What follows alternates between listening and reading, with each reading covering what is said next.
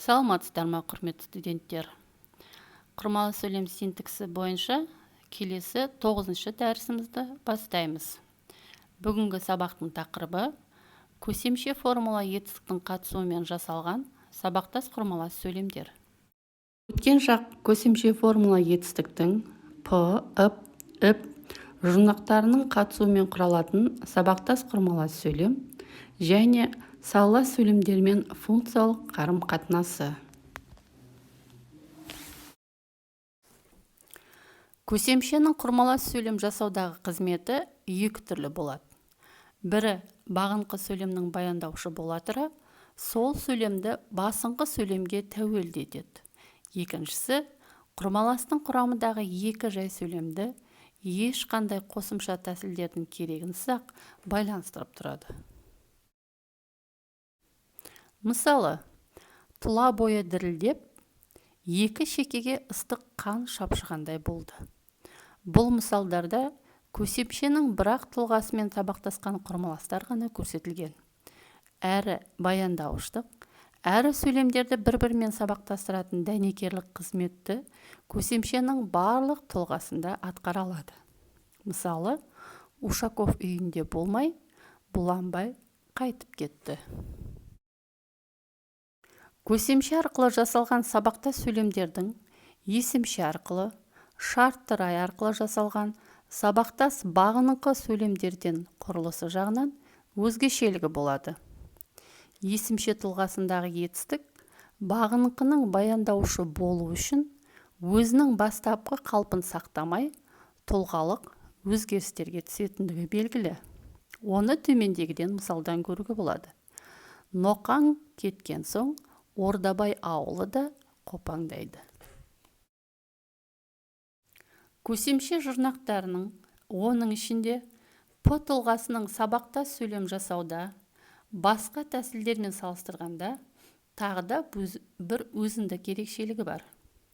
Өткен шақ көсемшенің көрсеткіші арқылы жасалған баяндауыштар кейде мағыналық жағынан тиянақты болып келеді. Мысалы, әйелдер сиыр сауып, еркектері өрістен келген қойларын бөліп, қыз келіншектері су тасып жүр. Көсемшенің а түрі, көп жағдайда бұны біздер үнемсіз деп айтып жүрміз. А түрі мен ғалы түрі де дербес сөйлемдерді құрмаластыра алады. Бірақ бұлар көсемшенің үнемді п түрі сияқты бесаспап емес, біркелкі бағынқылықты ғана білдіретіндігі белгілі. Сабақтас құрмалас сөйлем жасаудағы п тұлғаның өзіндік ерекшелігі бар. Қазіргі қазақ тіліндегі көсемшенің п тұлғасын бағынқы сөйлемнің баяндаушын жасаудағы ең белсенді тұлға деуге болады. Қазіргі қазақ тілінде сабақтас сөйлемдердің 9 түрін танитын болсақ, соның 6 түрін, мысалға, амал, мезгіл, себеп, мақсат, қарсылықты, үлестес сабақтас құрмалас сөйлемдерді атап өтуге болады. Осы сабақтас құрмалас сөйлемнің 6 түрін жасауда п форматты көсемше қатысатын болса, 6 түрін жасауға етістіктің шартты рай тұлғасы қатынасатындығы белгілі. Көсемшенің ғалы келі, қалы келі тұлғасы бағынқы сөйлем жасай алады. Бұл тұлғалар арқылы мезгіл бағынқылы сабақтастар жасалады. Мысалы, Мағаштар жауыз зорлықтың бар көлемін ашқалы, Абай қатты қиналып, тыныштық ала алмады. Қазіргі қазақ тілінде бағынқы сөйлемдердің амал, мақсат, себеп түрлері жасалынады.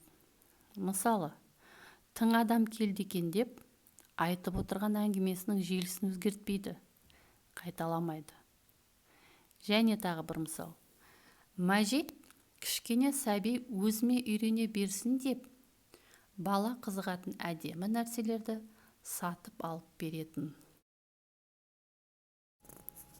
Құрметті студенттер, көсемше формула етістіктің қатысуымен жасалған сабақтас құрмалас сөйлемдер дәрісіміз аяқталды.